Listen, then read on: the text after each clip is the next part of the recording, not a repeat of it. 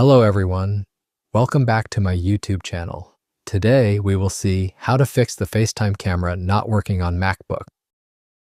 So first of all, let's check the camera lens. At the top of your MacBook screen, you'll see the small camera lens. Gently wipe the camera lens using a soft microfiber cloth to remove dust or fingerprints. Make sure not to use paper towels or tissues because they can leave small scratches or lint on the lens. If the issue is still there, let's check the app permissions. From the bottom menu, click on Settings to open it. Once the Settings panel opens, go to Privacy and Security from the left side. Here, scroll down a bit and find Camera, then open it. Now look for FaceTime in the list of apps and make sure the switch next to FaceTime is turned on.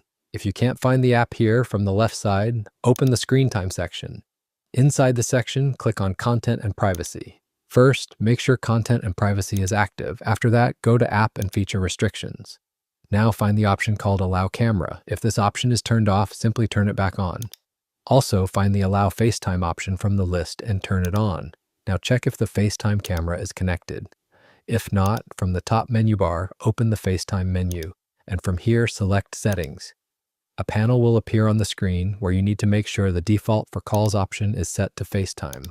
Also, log out of your Apple ID once, and after a moment, log back in, and you will see that the problem will be resolved. And that's it. This is how you can fix the FaceTime camera not working on a MacBook. I hope this video is helpful for you. For more videos like this, subscribe to my channel, and thank you for watching.